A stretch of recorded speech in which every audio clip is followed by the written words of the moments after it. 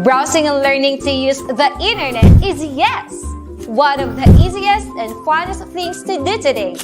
A click here, another click there, and we can be anywhere. You can meet people from around the world.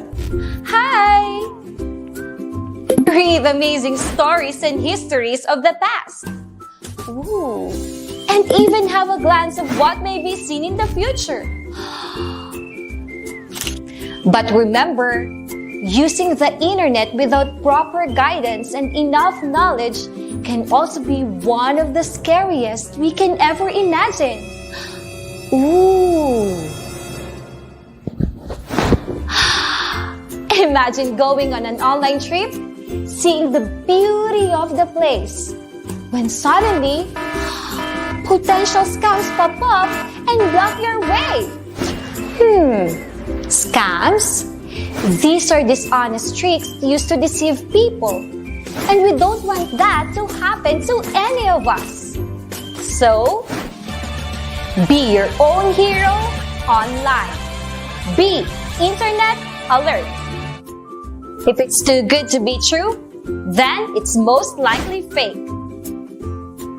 Fair exchanges shouldn't ask for your personal information. Always think twice or ask for the assistance of your parents and guardians before accessing a new site. Be on guard for possible phishing that will ask you to log in and give your important personal details. Whew! That was close. Good thing I am internet alert. Remember, any effort to steal your information may be a form of scam. So always trust your intuition and distinguish what's real and what's fake online. This has been your online hero, Ma'am Jennifer, reminding you to beware by being aware, keep your learning safe, and don't fall for fake.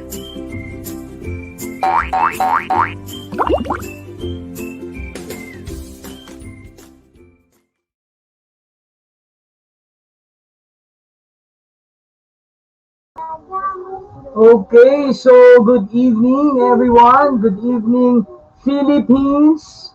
Good evening Asia and the whole world. Ayan, so we are now in our the GOOGLEY Filipino Teacher Season 5. Ayan, pang-5 na po natin, no? Pang-4 na po natin. Yung session 1 natin was nung November 17 with Ma'am Mary Ann, Ma'am Weng, and Sir Raymond kasama. And then we had Ma'am Tony, and Sir Conrad, Sir Romeo. And today, or tonight, is a very exciting episode for our GOOGLEY Filipino Teacher. Are you ready? Sige nga, let's see your comments. Ayan, good evening everyone. Good evening po kay Ma'am Eva Patilano and our friends from Nueva Vizcaya, Ma'am Gombio, Mary Jane. Magandang gabi po sa inyong lahat. Alright, so last week we discussed about Google Workspace for work productivity. Ayan, meron tayong Google Keep, meron tayong Google Calendar for daily activities. Tinuruan tayo how to utilize yung ating Google, yung ating Gmail, at marami pang iba pa tayong natutunan. And then our last episodes, we already had our Google Sites for our portfolio, and then Google Classroom functionalities, and a lot more. At marami pa tayong i-discuss. Ito po ay every Wednesday atid sa atin ng Educational Technology Unit. Ito po ang Google applications. And ngayong gabi po ay napakaganda ng ating pag-uusapan. Alam niyo ba yung isa sa mga napapanahong yung mga nag-trend, nag-viral na Korean movie, yung doll, nako, alam niyo ba yung mungong akog chip piyot sumida. Sana nasabi ko ng maayos. Alright, yan, alam niyo ba yun? So that's the Squid Game. Yes, you heard it right. And tonight we are going to talk about the Squid Game. Squid Game stand for securing quality instructional design using Google applications for meaningful experiences. Tonight, we are going to talk, or we will be focusing on the different ways on how as teachers can utilize Google application tools in making quality instructional materials that will provide meaningful learning experiences for our learners. Ang saya, right? This will involve making gamified instructions such as integrating the concept of Squid Game in the teaching and learning processes. Alright? So, ayan. So, lahat tayo siyempre ay matututo at mag-focus tayo because tayo ay sasamahan po ng isang expert, no? Tayo ay blessed to have this person. Napabata, no? So, i-introduce ko na is our resource speaker for tonight is a young licensed professional special science teacher in Angelo Levardo Loyola Senior High School, SDO Cavite. Shout out sa ating mga kaibigan dyan sa SDO Cavite Province. Ayan. Our guest speaker, our resource speaker devoted his pandemic time learning and sharing what he learned. He was invited as a resource speaker to talk about teaching pedagogies under the new normal education. He talked in a national webinar under Kaagapay Teacher Support, sharing his knowledge on the use of Google Education tools for teaching in online classes. He was selected as a master trainer for 100 underserved students to train STEM and underserved youth in basic data analytics, sponsored by Limitless Lab and the ASEAN Foundation.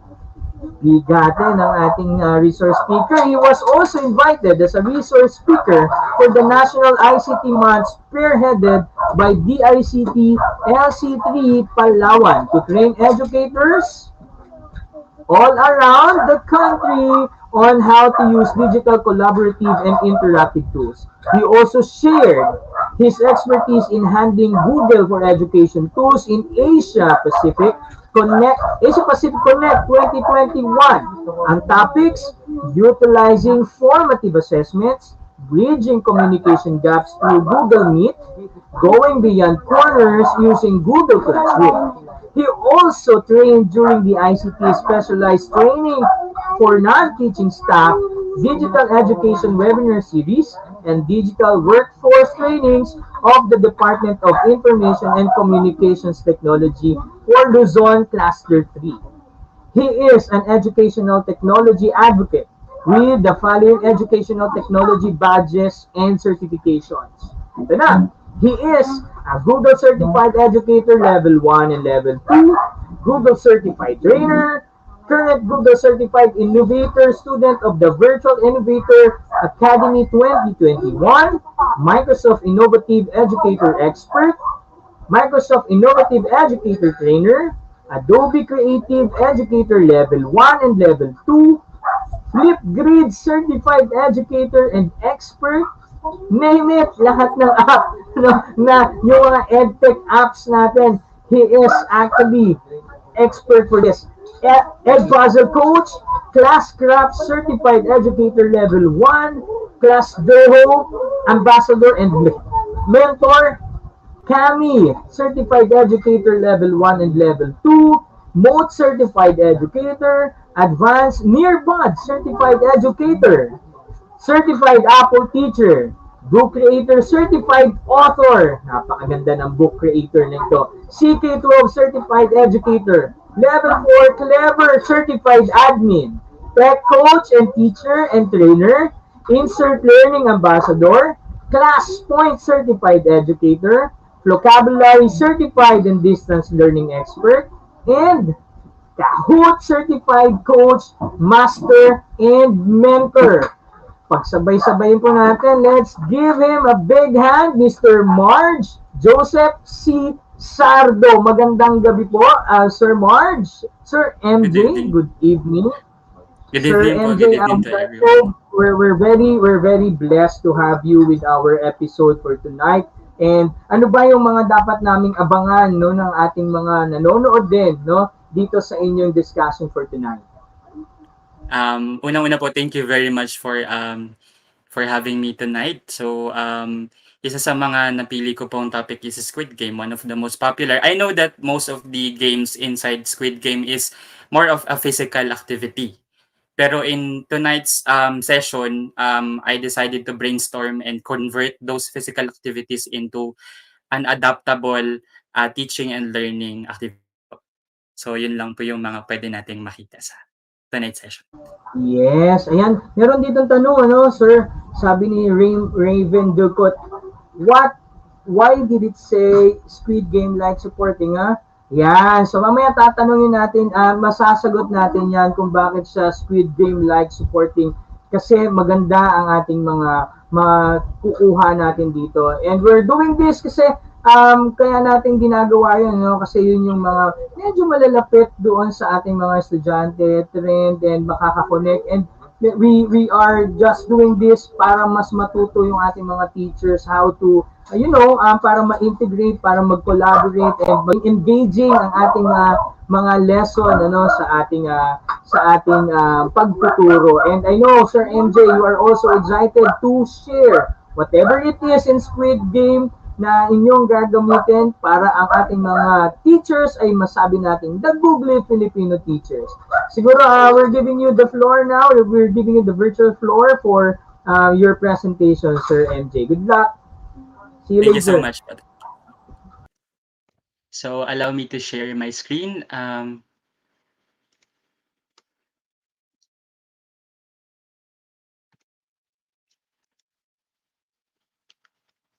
for a while lang po. And so again, good evening to everyone and welcome to our weekly Google for Education training sessions for teachers and students. So again, I am Mr. March Joseph Sardo from a faculty of Angelo Levardo Loyola Senior High School in Cavite. And my session topic for tonight is Squid Game. So it means it stands for securing quality instructional design using Google applications for meaningful experiences. Okay, so alam ko na marami sa atin ang may alam na kung ano yung Squid Game. But before we start, I just want to reiterate no kung ano ba yung Squid Game.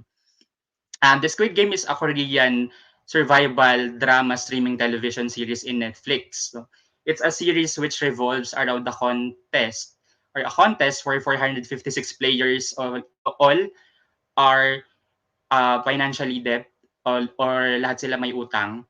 So they risk their lives to play a series of deadly children's game for a chance to win a prize, so which is in billion won. So yeah, if you are new to Squid Game, so I apologize. No, meron tayong mga konting, siguro sabihin nating spoilers.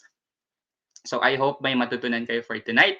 So disclaimer, this session adopted only fast positive values and lessons extracted from the series mentioned. So only positive values lang po and lessons. And we use its concepts as a framework for the instructional designing. The speaker, the lecturer do not support any violence or unnecessary actions posed in the series. Ayan. So hindi po ako kumuha ng mga negative na mga pangyayari or mga sabihin natin mga something irrelevant or improper for the student. So don't worry, I only selected positive values. And of course, kinuha ko lang yung positive or yung mga concepts na pwede nating i-apply sa classroom teaching. So for our tonight session, it will be divided into two parts, no? So the first part is an instructional design. I will talk about its meaning, its principles, and of course, its process, since this is part of our session topic. So it's important for us to understand instructional design. And of course, part two will include the Squid Game itself. It's the gamified instruction I created using Google applications. Okay. So let us start. So before we start, I want everyone to say something about Squid Game. So alam ko familiar na kayo sa shapes ng Squid Game. So can you please type or send your messages or type in the chat box kung ano-ano yung mga shapes na nakikita natin doon sa Squid Game. Ayan. So let us see kung meron tayong mga shapes na natatandaan na nakikita natin doon sa Squid Game. Ayan. So thank you very much. So we will read the responses later. We are familiar with the three main shapes na meron tayo. So the first one is yung triangle. So alam ko familiar din kayo dun sa circle and then square. So hindi ako makapaniwala. Bakit? Kasi yung tatlong geometrical shapes na yun has something to do with instructional design. So parang related talaga si Squid Game sa ating instructional design. Why? Kasi the first shape that we have is a triangle. And we all know that triangles have three sides. And this represents, nakita ko to, this represents the three words which defines instructional design. So ano ba yung mga three words na yon? We have design, development, and delivery. Ayan. So meaning to say, what is instructional design? So sabi dito, it's a systematic process or approach in designing, developing, and delivering instructional materials or content. Okay, so hindi natin makakalimutan yung definition ng instructional design because of this triangular shape in Squid Game. So moving on with the next geometrical shape, we have here four sides, a geometrical shape which is the square. So meron siyang apat na sides, tama? And those four sides, luckily, are the representations of the four instructional designs. So based on a doctor in the University of the Philippines, so she used the four instructional design for learning outcomes, design for learners, for interaction, and design with digital resources. So medyo isa-isahin natin sila ng konti, no? We can use this principle as a guide din for us to develop a meaningful and of course high quality instructional design. So move on tayo sa first part. Design for learning outcomes. So design for learning outcomes mostly is all about learning outcomes, no? So ano ba yung learning outcomes? So alam natin tong lahat. These are identifiable changes anticipated in the learner. So usually nangyayari to or makikita natin siya in many forms, tama? It can be in the form of a knowledge, a new skill, tama? An attitude. Yan. So those are the different outcomes or those are the different manifestations of the learning outcomes. So for us to be able to understand it well and to apply or integrate it sa ating design or ating instructional design, we can ponder to these questions. No? So napakaraming questions ang pwede nating i-evaluate or i-reflect, but I selected just a few. So yung first one natin are, what are the objectives? So ito yung unang-una talaga na ating dapat isa-alang-alang. Tama, sa kahit ano namang gawin natin, either kahit ito ay PowerPoint presentation, lesson plan, di ba? Laging nauuna si objectives. And of course, we need to craft the objectives in this format. No? So pwede siyang case hubs. We need to identify kung ano yung knowledge objectives, skill objectives, no, yung objectives which will improve or which will help students to acquire new attitude and values. And of course, what's the next part? Are this defined and shared? So wag nating kalimutan na when we are working with objectives and doing objectives, dapat natin siyang i-share. Hindi man siya directly, pero dapat inform si student kung ano ba yung magiging learning outcomes na dapat nilang makuha sa kanilang sa kanilang studies. Tama? And the last one is, how will learners know they achieve the outcome? So usually this is manifested using the scores and of course the performances, portfolios of students at the end of the lessons. So moving on with the design for learners, this principle is addresses inclusion and diversity among learners. Ayan. So wag natin kakalimutan yung word na inclusion and diversity. Okay? So we all know that the students have individual differences. And ano yung dapat nating gawin for them to perform well in class despite of the differences that they have. To perform, of course, in harmony. Excuse. So meron tayong guides din or checklist. Are the learners' differences valued? Ayan. So pinapahalagahan ba natin yung pagkakaiba-iba ng mga estudyante? So ano yung mga pwede nating gawin? Say for example, may mga students 'di ba na mabilis gumawa, mga ganyan, mabilis makapkyap, mga ganyan, mabilis yung facing ng kanyang task. May mga students naman na kailangan pa ng maraming guidance, kailangan nandun may mga more knowledgeable individuals. So ano yung isang example na binavalue natin yung differences nila. So according to the University of the Philippines, one example is you are going to provide, say for example, rewards for those who are achievers. No, so rewards for those who are fast learners. Tapos doon naman sa mga slow learners, aside from the support that we are giving, we can provide reinforcements, no? So para hindi sila mawala doon sa path na tinatahak natin. So aside from that, the most important thing that we need to take note of with is yung support and feedback na available dapat sa learners. And so everything under the design for learners is of course about the learners. And then design for interactive dialogue. So this principle encompasses interactions between these following elements: si teacher, si students, at yung content. Okay, so that is how the students will create an interactive or a dialogue, an interactive session, no? So hindi lang laging teacher-student ang interaction. Dapat meron ding student-student interaction. Meron namang student-content interaction. Minsan meron ding teacher-content interaction. Okay?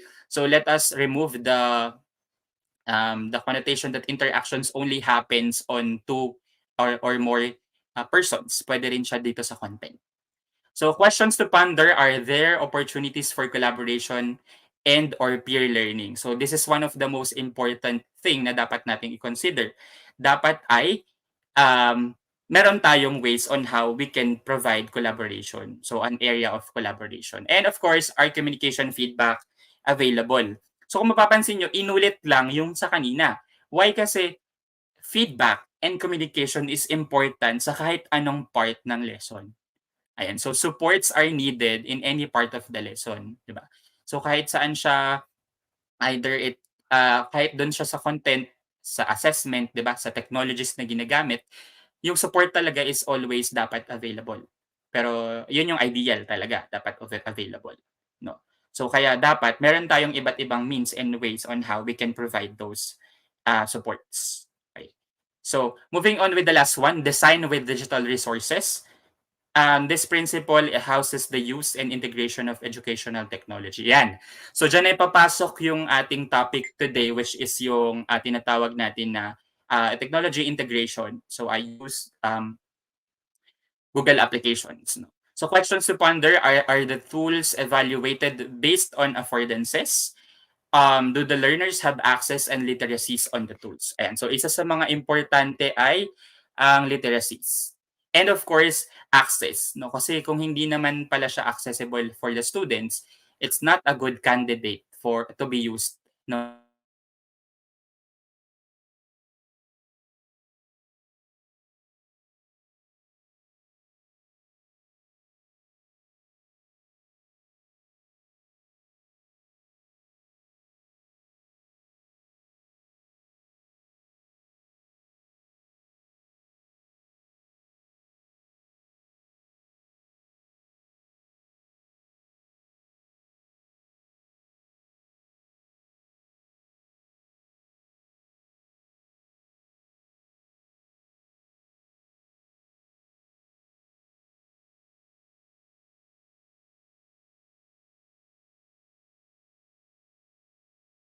Hello. Yan. Naririnig ba ako? Ayan, so, yeah, meron lang sigurong technical difficulty si Sir MJ, but then, sorry.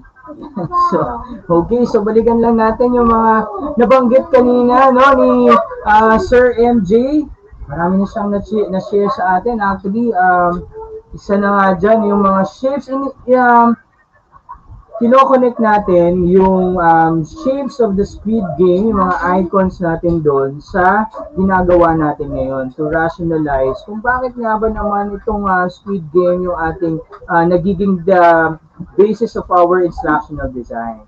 And sinasabi nga, balikan natin yung kanina, yung triangle na shape sa instructional design is the sides of the triangle represents the three words. Ano nga ulit yung three words? Sige nga, comment nga po kayo dyan. Yung three words which defines instructional design. Ano po yung mga instructional designs na yan? Sige, let's have yung ating mga participants. Ayan, from SDO Cotabato, si Ma'am Elna Reyes, nandyan po siya. Hello po sa inyo. Ayan. And thank you, Violi Peralta, for using our hashtag Google for Education, Googly Filipino Teachers. Ano nga po yung tatlo na words na yan? So what are these three words? Our three words are the design, development, and the delivery. And yung ating yung square, kung saan dinidiscuss ni Sir MJ, yan, Sir MJ, yung ating Ayan, so, square ay ayan. sabi mo nga po, no, sir, ito yung instructional design slide. Narinig na po ako. Outcomes. Yes, Sir MJ, naririnig ka na po namin. Thank you so much Naririnig mo rin po. ako, sir. Yes po. Loud and clear Yan, po. And I nagkakarinig po tayo. apologize, no? Ayan. So, No problem, I'll go- sir. You may continue. Thank you, thank you. Thank you so much po. Ayan.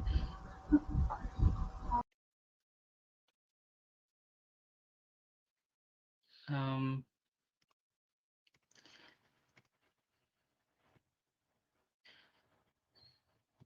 ayan, so I hope yan, that you are learning something pa rin despite of the technological difficulties, no? Okay. So, yan. I'll go back with Adi. Ayan.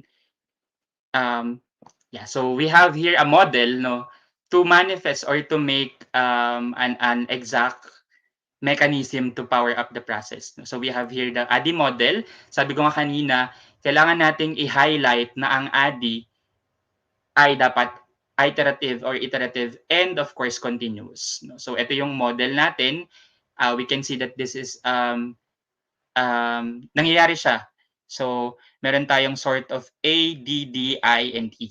So makikita natin kung ano yung mga definitions ng tinatawag natin na ADI model. So the first letter of the ADI model is analysis. So it has something to do with the analyzation of the current situation to understand the gaps that we need to fill. So mostly, tinutukoy nito is identifying variables that we need to consider, no, in crafting our instructional design or instructional materials. So usually, nandito yung learner's characteristics and resources na available. So isa sa mga napili kong topic, gaya ng sinabi ko kanina, is Squid Games. I considered the students' preferences. No? So since this is popular, mostly sa mga young individuals and of course sa ibang adult workers or adult learners, no. So I consider the preferences of the students. And of course, since this is popular and timely, so nilagay natin siya sa analysis part. And then of course, the resources available. Ayan, medyo naging challenging sa part ko because sabi ko kanina, Squid Games, the games of the Squid Games are mostly physical in nature. 'Di ba? Lagi siyang physical. Pero pwede natin siyang gawan ng paraan para maging kapaki-pakinabang siya inside the classroom teaching.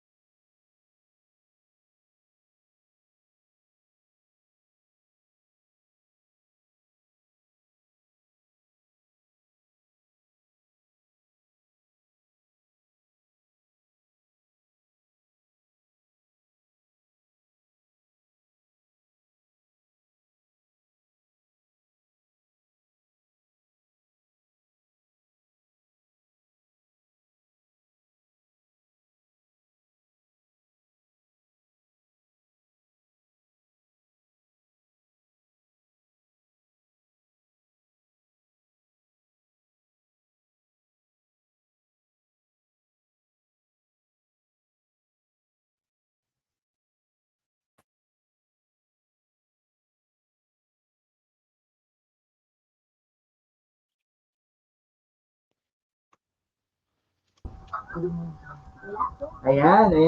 Sir MJ, you're there. Hello po. Diyan na Ayan. po kayo. Okay. Ayun, ayan. Thank you so much po. Okay. I'll continue na. So, the second letter of the ADDIE model is about design. So, yeah. The design is based on our analysis. No? So, kung nag-analyze tayo ng problems, kanina isa lang yung binigay ko na sample, which is yung student preferences. Pero tandaan natin na marami pa tayong dapat i-consider in our design, in our analysis. No? So, based on our analysis, make informed decisions to design the best possible learning experience. Yun nga, since I have the analysis, I have the student preferences, I decided to use Squid Game as a design of my teaching and learning process. So, i-consider din natin sa loob ng design is, of course, how the materials will be created. So, meron ba tayong mga possible ways para mag-materialize yung design na meron tayo? So, ano yung mga gagamitin natin? And of course, it's the part wherein we need to select and use the digital or educational technology tools that we have. Ayan. So, nandito yung selection ng edtech tools, no? So, and I decided to use Google applications, no, para maging mas user friendly and of course mas madaling gamitin yung ating design. Okay? So, yung ating concept. So, moving on with the next D, it's the development. It's the bringing our learning experience to life by building our end product. No? So, dito na natin gagawin or dito na tayo mag-start ng paggawa ng content. And of course, I hope that every teachers know about copyright clearance. No? So, I hope that wala tayong maging problema sa copyright ng Squid Game. And before I move on, I would like to thank pala yung gumawa ng template, no? So that is available in public. Ayan. So para clear tayo sa copyright clearance. Ayan.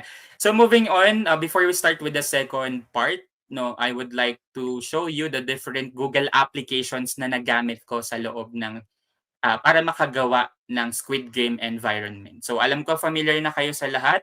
We have here Google Slides, meron tayong Google Sheets, Google Meet, Gmail, Google Docs, Google Forms pala rather, Calendar, Jamboard, and of course Google Classroom. Okay? Yeah. So I'll be moving on with our next part. Yan. So welcome to our Squid Game. Ayan. So this is a classroom or this is a Google Classroom. I use Google Classroom as a learning management system for the Squid Game. Ayan. So hindi ako magtuturo ng individual applications, no? Because I know that many of the speakers already taught you about the different navigation, the different features of each Google application tools, no? So at this point, I would like to show you yung some of the preparations that I made to create a Squid Game. So yan, kagaya ng Squid Game, ayan, meron tayo ditong mga participants, no? So, yan. So para mas ma-feel ko na kunwari ay talagang ako yung nagfa-facilitate ng Squid Game. Binago ko yung profile ko sa Gmail yan. So we can use the different icons na available on the internet as long as it's copyright clearance, no? Free from copyright issues. Yan. So, and then yung students ko, I added some sample emails sa akin and I replaced the profile features. Yan. Pwede nyo naman siyang ipagawa sa students. Pwede din naman na hindi na. No? So, yeah. We have here additional features. No? So, punta na tayo dito sa classwork. So, an idea, no? Pwede tayong magkaroon ng idea na, di ba, sa Squid Game may binibigay na card. Parang, kumbaga, yun yung tatawagan mo para isama ka nila sa Squid Game. So, pwede nyo siyang gawin. Instead of the numbers na nakalagay dun sa card, it's the Google Classroom code, no? Para kapag clinic ni students yun, makapasok sila dun sa loob ng Squid Game. So, we have here 5 different games. Game 1, red light, green light. Game 2, add man out. So, pinalitan ko yung name ng Dalgona. So, this is the Dalgona game. Number 3 or game 3 is tug of war. Game 4 is match and catch. So since it's really hard to think of a substitute or alternative doon sa marble, so I created a match and catch game. So same principle lang din siya halos. And then meron din tayong Crystal Walk. So this is the final game. Hindi ko na nilagay yung Squid Game. Ayan. So Crystal Walk, I know that you know yung scene ng Crystal Walk. Okay? So we have here the first game. Ayan, red light, green light. Again, I used Google Classroom as the game room. So I included here topics. So meron tayong 5 topics. And then assignment quizzes. So dito sa create, I just included quiz assignments or assignments. Yan. And may iba't ibang connected na applications. So let's explore game number 1. Green light, red light. Okay, so I'll show you. Simple lang naman siya, pero hindi naman ako masyadong lumayo dun sa concept na green light, red light. So let's start and look at game number 1. Ayan. So para 'di ba, para mas ma-feel nila na Squid Game pa rin 'to. Yan. So nasa loob tayo ng Squid Game. Game 1, red light, green light. So yeah, I search yung size nung Google Forms banner, no. So kasama din siya sa talk ng previous speaker before. So para mas ma-maximize nyo yung banner, i-search nyo yung size and then ilagay nyo siya dito. And so we have the green light, red light. So ang information or data na kailangan ko lang sa student is of course yung kanilang email addresses and yung kanilang full name. Ayan. So let's try to play it. So hindi naman siya sobrang and let's try to play our first game. So let's say for example, let's proceed to the next part. So kung makikita nyo, hindi pa rin mawawala yung mga basic features na kailangan natin i-include sa loob ng Google Forms, di ba? So we need a student data, of course, para alam natin kung kanino nang gagaling yung kanilang mga answers. So for easy track, para madali lang din yung tracking. Yan. So our concept of green light, red light goes like this. So do not forget to include instructions, no? Ayan. So ang naisip ko dyan, and I want you to know na dapat or mas better siguro kung ilalagay natin dyan is somewhat our video recording ourselves and telling the students about the instructions, no. So bakit kasi one of the good thing na dapat gawin sa mga lessons is dapat i-convert natin siya or lagyan natin siya ng human touch, no. Let us make the lessons more human in nature. So mas maganda kayo nakalagay, but because of time and because hindi ako masyadong sa videos, but as teachers we need to do this, no. So if you have time and resources, you can do that. So nakalagay dito instructions.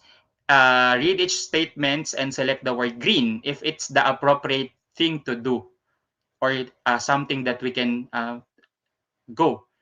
that we can accomplish, no. And then select the word red if otherwise, or yung mga bagay na dapat nating tigilan or stop. So nagets nyo yung point ko, it's a red light, green light concept. So red means stop and green means go. So instead of walking, no, and going to the finish line, ginawa ko siya as something na we can use in the classroom teaching. Ayan. So, kung gusto nyong ma-feel na nasa loob kayo ng game number 1, so pwede kayong mag-play ng sound sa loob. Ayan. Habang nagsasagot ng answer. Ay, nagsasagot ng question, rather. Ayan. So, pwede nyo siyang gawin, this point, no? So, i-post muna natin yung sound. Ayan. So, we can integrate the sound para ma-feel talaga ng estudyante na sila ay nasa loob ng Squid Games. Okay? So, and I included different subjects para at least may idea yung iba on how we can use this concept, no? So, the first one that I included here is chemistry. So, nakalagay ito, is it okay to mix chlorine and rubbing alcohol for fun experiments? Ayan. So, is it okay? Is the action proper or appropriate or not? Kasi for fun lang naman siya na experiment. So is it a green, a go, or a red, a stop? So let's try to answer red, kunwari. So 3 questions lang naman to. This will be fast, no? So for social studies, say for example, it is our role to teach the young people the value of pagmamano or honoring gesture. No. So is it a green or a red? Yan. You can also send your answers in the chat box, no? So ano sa tingin niyo yung proper answer? So green light, red light, is it a go? Is it a stop? So of course, sa atin bilang teacher, it's a green. Diba? And then for example, for professional development, it is necessary to deduct assessment scores to those students who submitted their work beyond deadline. Ayan. Is it a red light, green light? Ayan. So, pipiliin ko ay red. Ayan. So, sir, bakit clinic mo yung red na word? Kasi sa instruction, ang nakalagay ay word lang. Select the word green, not the color green. So, words dapat ang titingnan ng mga students. Ayan. O, di ba? Isa yun sa mga panggulo. Although, itong green is a color green talaga, we need to see if the students will clearly understand the instructions. So, yan. Sa first part pa lang, marami na yung mai-eliminate, di ba? Parang ganun sa Squid Game, di ba? Sa first part, ang dami na eliminate. So, let's try to submit the game with the answers. Yan. Once submitted, students will no longer redo or retake the assessment, no? Yan. So, doon natin makikita kung magpo-proceed ang bata sa next part or hindi. Bakit? Kasi I included a feature. Yan. So, hindi ko ituturo yung paggawa ng mga questions, ng answer keys, no? So, I created, ayan. Medyo nagbago lang ako ng settings, no? So, alam ko naman na familiar na sa atin tong mga settings na to. So, hindi ko pinakita yung mga correct, hindi ko sila binigyan ng chance para makita agad yung scores. So, pwede ko siyang ibigay later if lahat na sila ay makapagsagot. Yan. So, hindi ko rin binakita yung missed question, correct answer, point values. Pero sa normal classroom teaching, pwede to. Allowed naman siya, no? Kaya lang kasi ang goal ko is to select few students to get a reward, no? Kaya nga sabi ko, this game is just a supplementary. Yan, pwede siyang supplementary.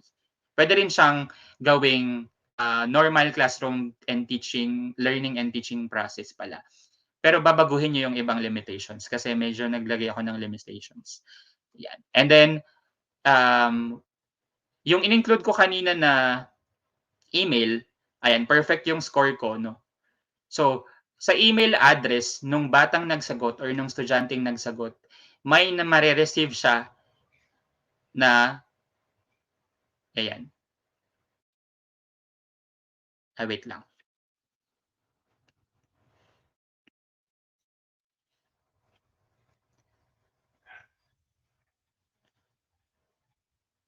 Okay. Ayan, meron tayong mare-receive. Ay, hindi siya nag-generate. Wait lang. Meron tayong mare-receive na notification kung tayo ay nakapasa or hindi. Okay? So, yeah. So, since nakapasa yung ating student, since perfect score siya doon, nakalagay 3/3, ayan, may makaka-receive siya ng ganitong notification. Ayan. So, your certificate here for game 1 is, ayan, you passed game number 1. Yan. So, ganito yung method na ginawa ko. So, alam ko, this is a feature which is known as the Certify M. So, if you're familiar with a Google extension, yung tinatawag nating Certify M. So, pakita natin. Yan. So, after magsagot ni bata, di ba sa Squid Game, may mga nawala or na-eliminate. So, para makita natin kung sino lang yung magpo-proceed ng mga students, yung mga student na nakakuha ng perfect scores will receive a notification to their email that they passed and of course, a password, no? So, saan gagamitin yung password? Later, makikita natin kung saan gagamitin yung password. So, yeah, nilagyan ko siya ng isang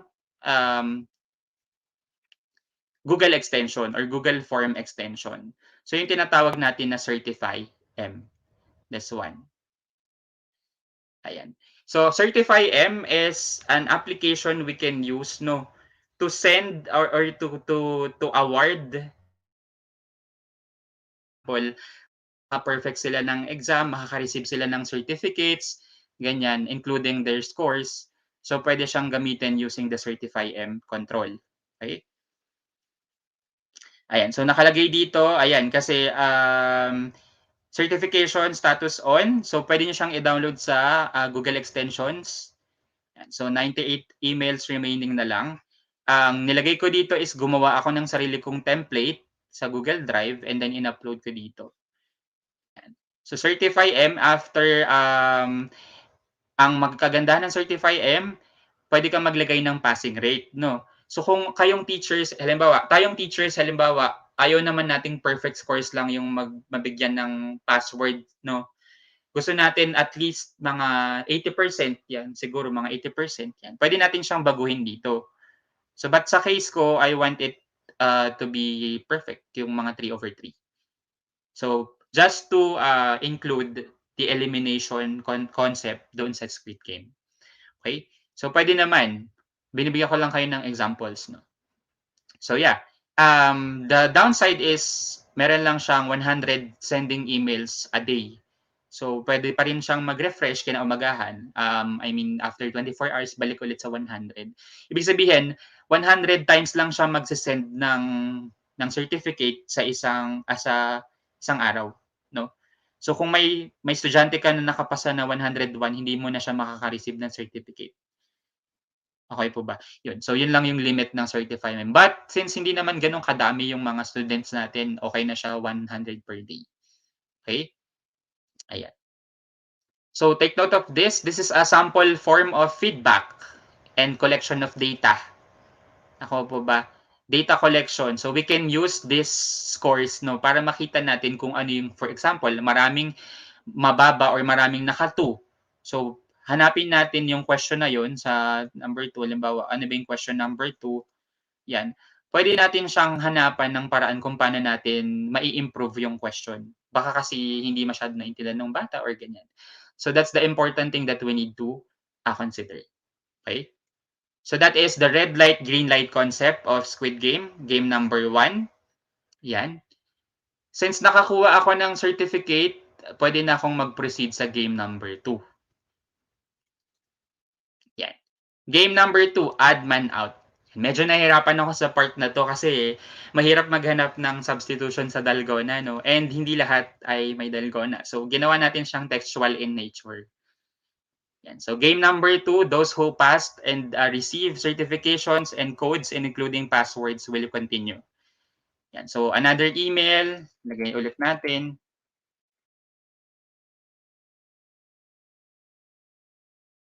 Yan. So let's take another. Ayan. So ang game number 2, it requires password, no. So hindi ka makaka-proceed kung wala kang na-receive na email at wala kang password na makikita. So sa case ko may password akong nakuha. Tingnan natin kung makakapasok tayo sa game number 2. Yan. So let's try. Kunwari, hindi ka naka-receive ng password tapos in-access mo yung game number 2. No? Lalagyan ko na ng hula-hulang password. Click next. Yan. Hindi ako makaka-proceed sa next part of the game. Nakuha po ba? So this is an example of a feature which is known as response validation. And so pwede kayong gumamit ng response validation. So sample tayo ng isang response validation. Insert ako ng question.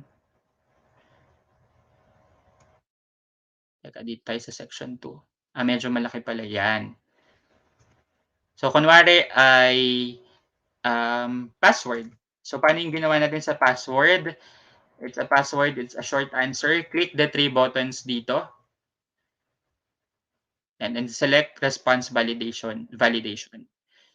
Yan. So, sa response validation, mag-isip ka, numbers lang ba ang pwede nating ilagay? Pwede ba, gusto mo ba text na may kasamang numbers din naman to? So, contains or does not contain, or email, URL, mga ganyan. So, pag email, of course, laging hingi niya yung .gov, .com, .ph, mga ganyan. Email pala, at Gmail at Hotmail at yan yung mga email na ending na prefix. And then sa URLs, of course, yung nature niya na URL. Sa case ko, gusto ko yung text ay naglalaman ng eksaktong letters na ganyan. So wag kalimutang lagyan ng text ito. Kasi pag hindi mo siya nilagyan, makikita nung student yung password kasi ang lalabas ay ito. So dapat itago natin siya. Kaya yung kaninang nakita nyo na insert password, iyon yung nilagay ko dito sa custom error text. Kasi pag wala tong custom error text, ang lalabas sa part na to is yung mismong password. Okay, so do not forget that. Yan, so isa sa mga features ng Google Forms, response validation. Di ka makaka-proceed sa next part if you did not include the specific requirements na hinahanap doon sa part na yun. Okay? Yeah, so proceed tayo sa game number 2. So this is admin out. Instructions, again, you can make this a video para at least more human siya ang dating. Yan. So analyze the words around each sugar honeycomb. Select the word you think does not belong to the group. So wrong answers will break the honeycomb. So like the game number 1, you can include the sound para feel mo na ikaw ay naglalaro sa Squid Game. Yan. So post ko muna yung sounds para medyo marinig natin yung audio, no? Ayan, so sample natin sa mathematics, admin out. So yan, like what I said, medyo mahirap siyang hanapin alternative, but this one is the same concept, no? So pag nga naman mali ka ng piniling side, mali ka ng piniling, halimbawa, hindi mo naayos yung, hindi mo na matanggal yung dapat tanggalin, eh mababali talaga yung pinaka-importante na part ng honeycomb. So at this point, yan, we have several answers here. So is it 1, 2, 3, 4, 6, 8, 10, 20, 40, 60, 80, 12, 24, 48, 86, 172? None. Yan, sige nga. Which is the odd man out? Alin dyan yung hindi kasama sa group? So tingnan natin kung may mag-answer. Is it 1, 2, 4, 6, 8? Yan. So syempre, ang ginagawa natin sa part na to, walang specific instruction, 'di ba? Sa parang logical reasoning siya, bakit kaya ito yung tatanggalin ko? Yan. So pinapakita ko lang siya na kung paano natin siya pwedeng gamitin sa iba't ibang subjects, no? Ayan. So, ang pipiliin ko itong 12, 24, 48, 86. Yan. May nag-answer kaya ng 12, 24, 48, 86, 172. Yan. Kasi 'di ba ang double yan, 48 times 2 is dapat 96. Ang kasunod 86. Yan lang, mga common na samples. Say for example, in English, ito yung topic ay synonyms, no? Outrage, angry, furious, ayan. Alin kaya dyan ang pwede nating gamitin? So, pwede natin siyang piliin. So, say for example, si outrage. No? Ayan. And then, last one, ikaw, tayo, ako. Yan, mga panghalip, panao. So, alin dito yung pwede nating gamitin? So, say for example, itong ikaw. Yan. So, let's see. Submit. Ayan. So, admin out and yung ating dalgona part is now done. So, ano yung gagawin natin sa part na to? Sa part na to, the students will no longer receive certificates, no? Kasi our goal or our instructions or our decision will fall on those students who got the high scores. So, gagamitin na natin si Google Sheet. Ayan, sorry, medyo di pa ako naka-move on sa paggawa ng grades. Kaya medyo ako. Ayan, so sa kunwari ang score natin ay 2/3, nakita natin dito. So all of the participants and players, no, will submit their answers and magma-manifest dito yung kanilang mga scores. Lalabas dito yung mga scores nila. And we can use the feature or the function of Google Sheets na sort. So kung sino yung highest scores or yung mga perfect scores, yan, kukunin natin yung mga email addresses nila. So bakit ganoon? Bakit hindi na lang tayo nagpadala ng card? Kasi the game number 3 has something to do with this one. No? So pagkuha ko ng email address, punta na ako ngayon sa Google Calendar. Yan. Google Calendar. And then we will going to create an event. So say for example, I'll create game number 3. Game 3. Ayan. So yung mga i-invite lang natin o yung mga nakasama lang dito ay ilalagay natin sa guest. Ay. So kanina, ayan, kunwari ito lumabas. Yan. So sino yung mga high scores, sila lang yung makaka-receive ng email, no? Sila lang yung makakapasok doon sa ating Google Meet. So save natin kunwari, ayan. Why? Kasi game number 3 requires the use of a conference call, no, a video conferencing. Say for example, December 3, game number 3. Yan. So sila lang yung makakapasok dun sa link, sila lang yung i-admit at sila lang yung makaka-receive ng email that they pass the third round. Okay? So yeah, that's how we can use Google Sheets, sort out data, copy information, and so on and so forth. So move on na tayo sa game number 3. Yan. So yung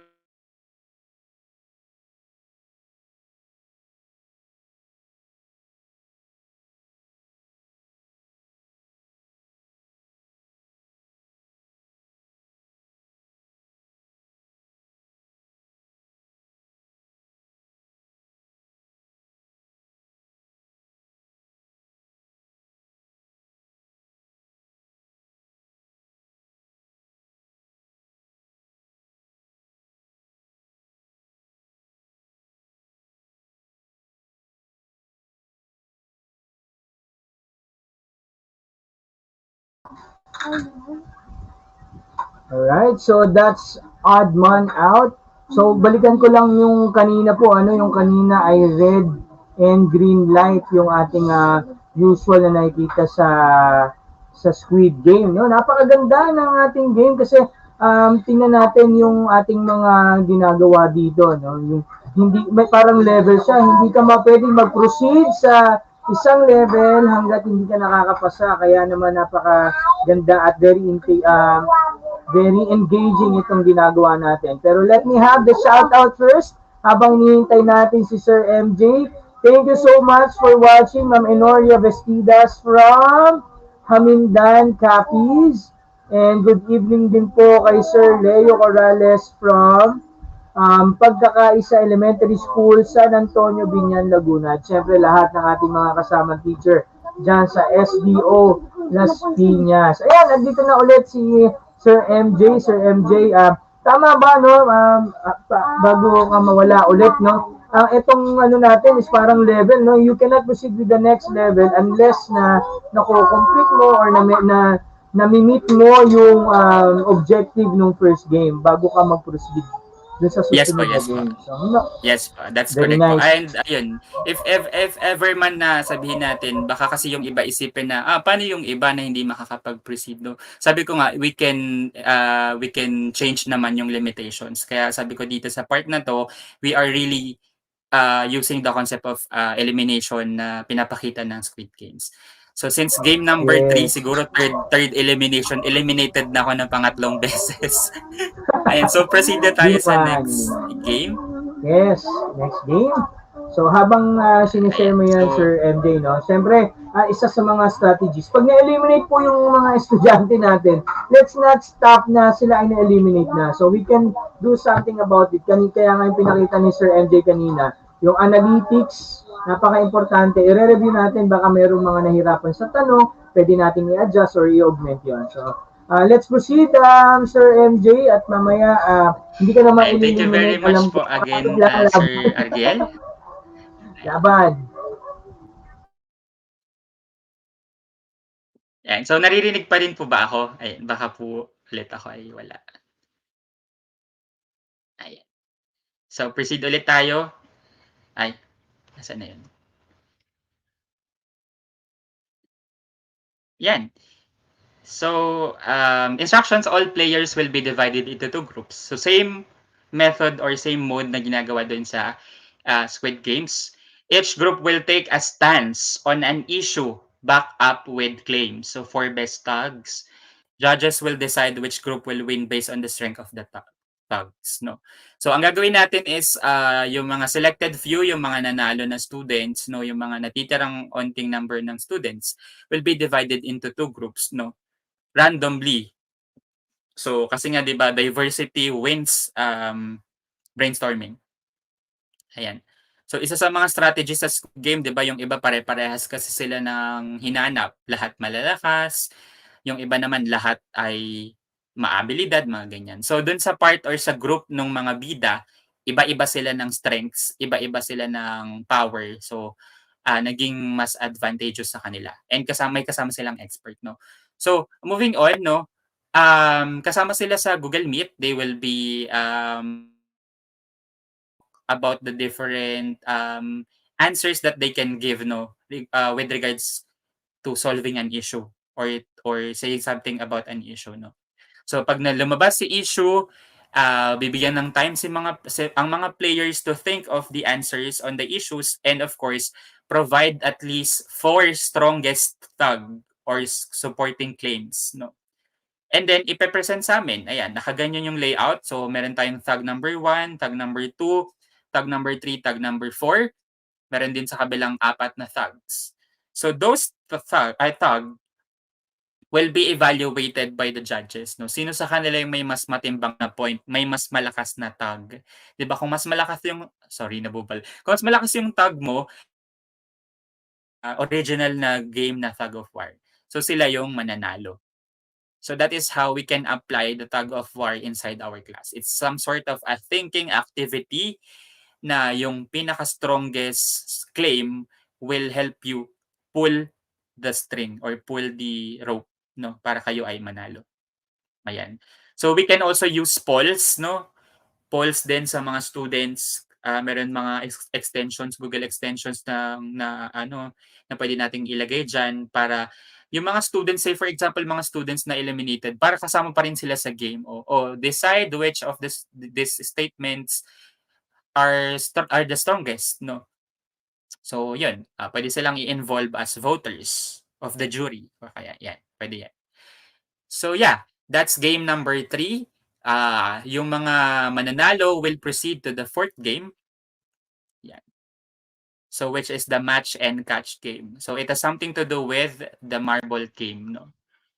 Yeah, medyo bilisan natin ng konti. I hope na hindi na ako ma-eliminate. So game number 4. So it's a catch and match game. Yan. So the idea is ganito. Medyo loading lang tayo ng konti. Kasi sa marble, 'di ba, iba't iba sila ng way on how they will win. Medyo nag-play yung sound. I hope di siya masyadong distracting. So automatically magpe-play yung sound. Sa catch and match, we have here the instructions. So each player will be given 3 catch cards and 3 match cards randomly. So as you can see, meron tayong catch card dito. Ayan. And then yung match card natin. So match cards are groups a group of words or pictures that defines, describes, or illustrates a catch card, which is a single word. Okay, so take note of that. Match cards are group of words, so pwede siyang definitions, or pictures that defines, describes, illustrate a catch card, a single word. So nag-gets po ba yung point? Ang catch card natin ay liquid, ang match card natin ay water. So kailangan match yung ating catch card and match card. So yung dalawang players will be given a catch card and a match card random. So hindi agad sa match. And then the player will analyze their cards and arrange the correct catch match pairs using Google Slide. So if there are pairs that do not fit together, players can swap one card from one another. So the guards will facilitate the card swapping, and each has a 3 maximum card swaps. The players with the highest number of correct matches will win the game. Yeah, so let's look at the example. Ayan, so this is the Google slide, no. Ibibigay natin sa player 1 yung deck niya. Yan, ito yung sa deck cards, yung din tayong card ng player 2. Okay, yan. So meron tayong catch card, 3 for each players. and match card, tatlo din for the player number 1. Yan. So nakalagay of words. So yung match natin is a group of word. So this is a concept in chemistry. So sabi doon, pwede nyong i-arrange cards do. So pwede tayong maghanap dito. Yan, catch natin si liquid, match natin yung liquid na picture. Match, negatively charged atom, positively charged. Catch natin matter, atom. So parang walang match dito sa part na to.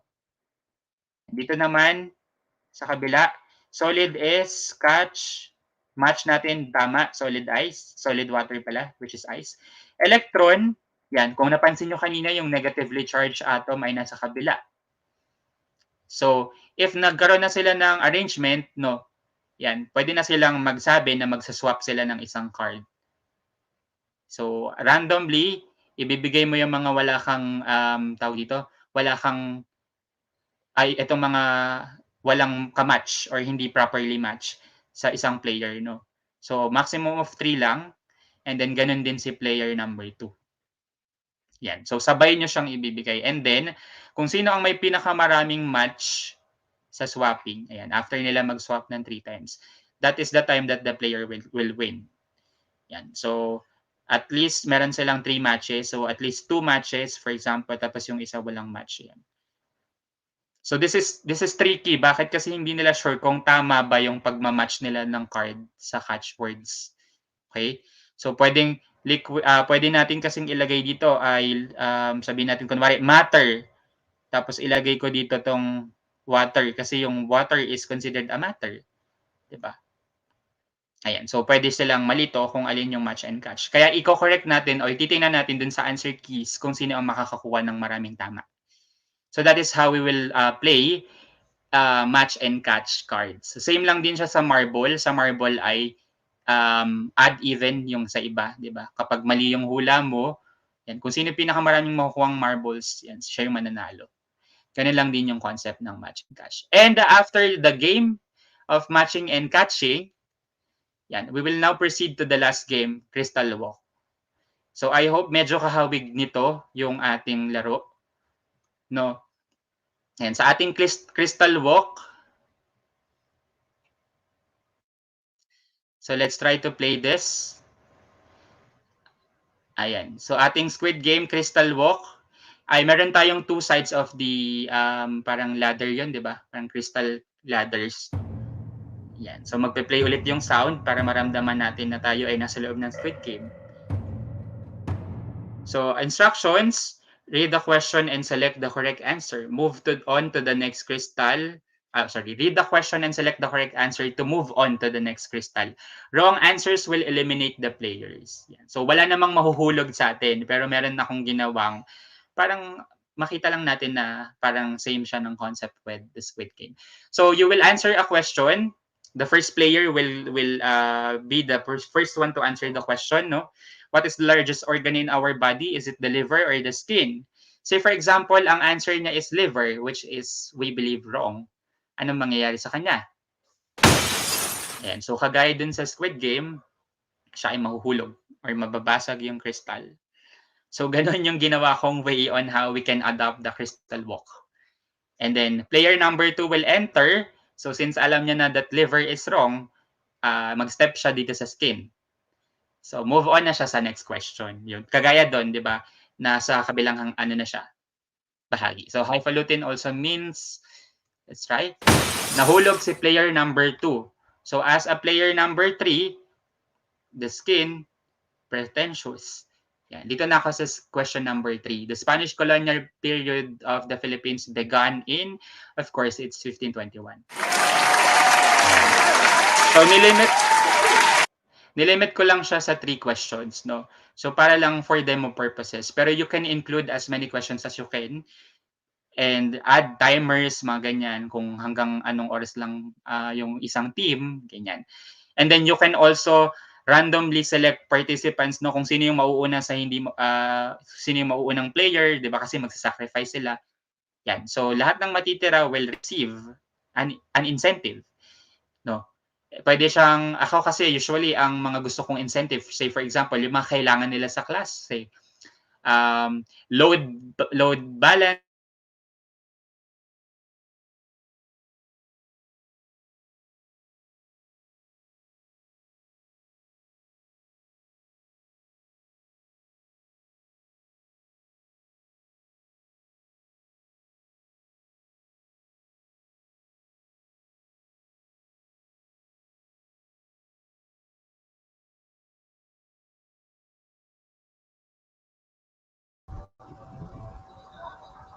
Ayan. So, sige.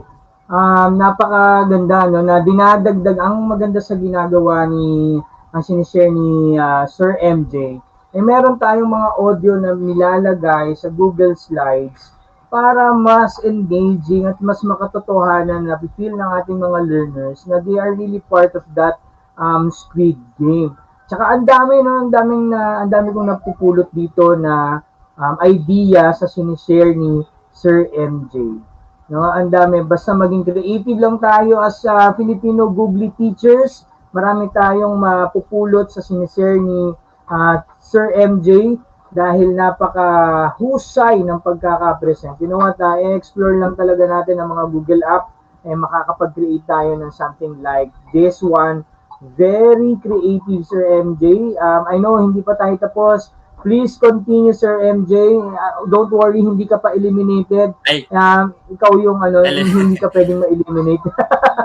sige lang. Continue thank lang. you so much, sir. Sir, actually, it's ano na po, that's the final game and natapos naman siya. So, ayun. And yun nga, Alright. kagaya ng sinabi ni sir, yan, thank you so much po.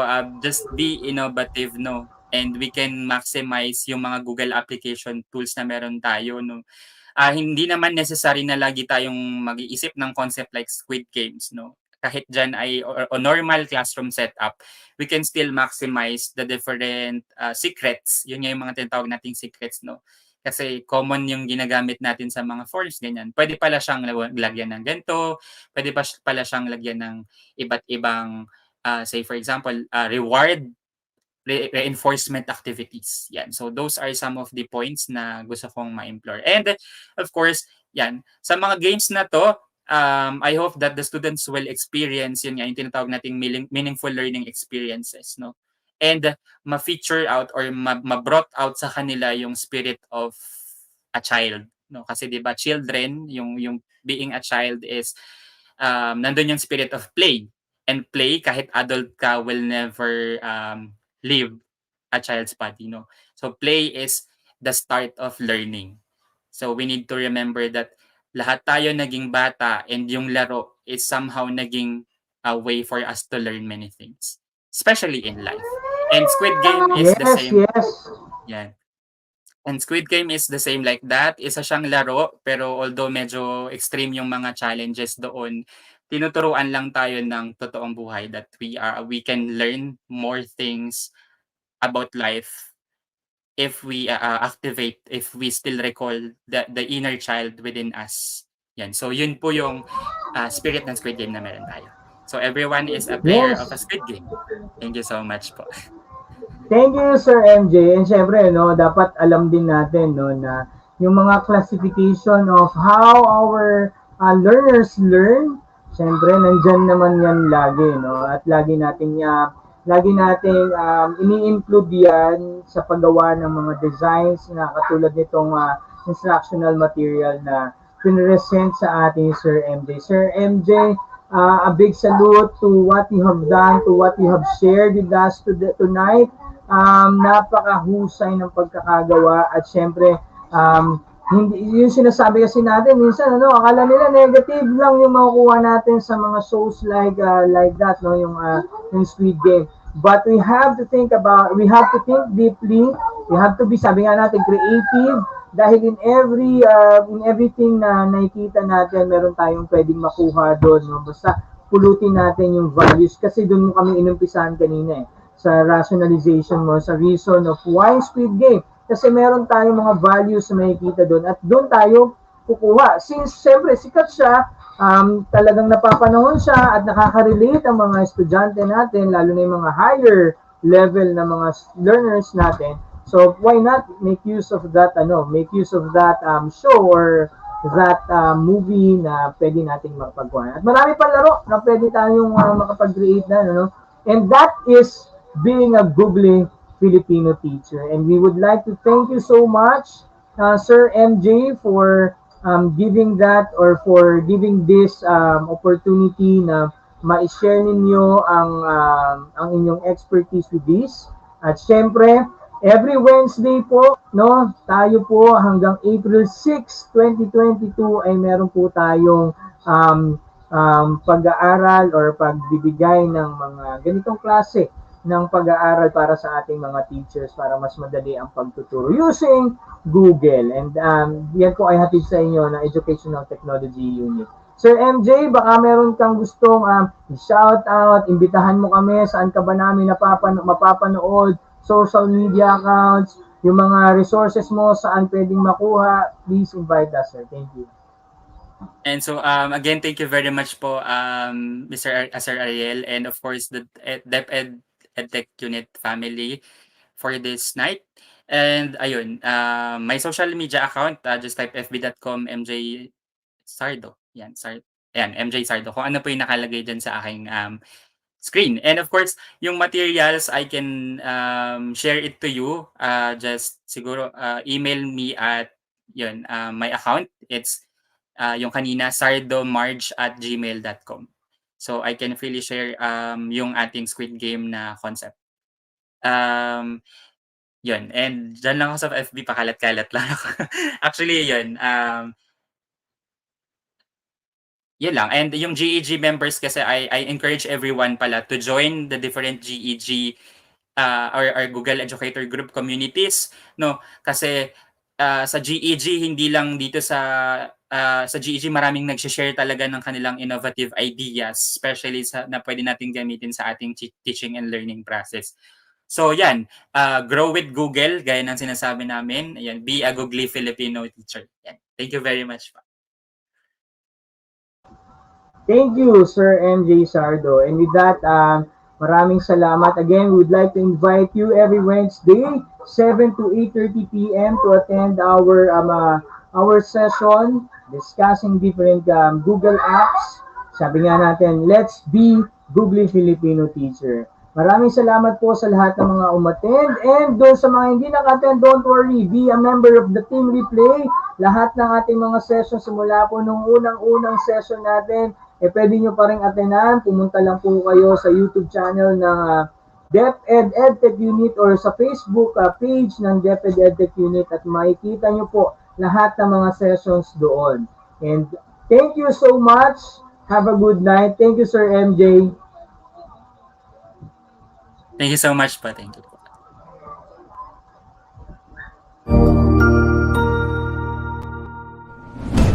Good day, this is Teacher Rowan. I'll be your guide in exploring Google Apps for education, for teaching and learning.